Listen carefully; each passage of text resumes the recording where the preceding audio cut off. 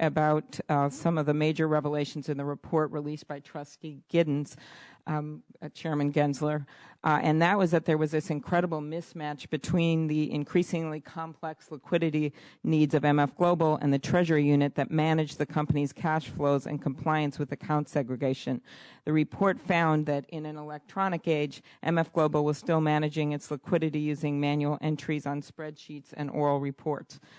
I guess first you, Chairman Gensler, is this finding as concerning to you as it is to me? And going forward, what is being done to ensure that firms not only have adequate capital, but also the systems, procedures, and technology is in place to monitor their risk? I am concerned about the internal controls of futures commission merchants and ultimately of swap dealers as well. And we are looking at and have in draft form in front of our commissioners rules to ensure that these futures commission merchants have policies and procedures for better internal controls. And staff has built those recommendations on the full public record, including Trustee Giddings' report. Okay, then how about the staffing and expertise of the NFA? You stated in your testimony that as part of your oversight, you review their training. You went on to say that recent examinations of the NFA included recommendations for enhanced training and supervisory review procedures.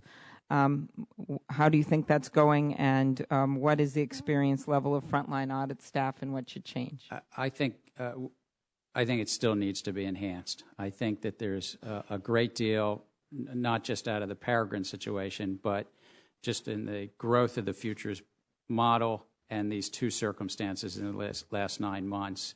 And I know that they're committed to doing that, but we're also looking to put in some rules about how they follow generally accepted auditing standards, how the joint audit program works between the SROs, which I think inevitably will raise some of the standards of the self-regulatory organizations. Well, and one of the things that struck me, I know Senator Harkin asked about this, but according to a Wall Street Journal article, one NFA employee actually called and found out that the bank showed that the account was dramatically underfunded, and then even though they had that information over the phone, then believed a fax that said everything was fine.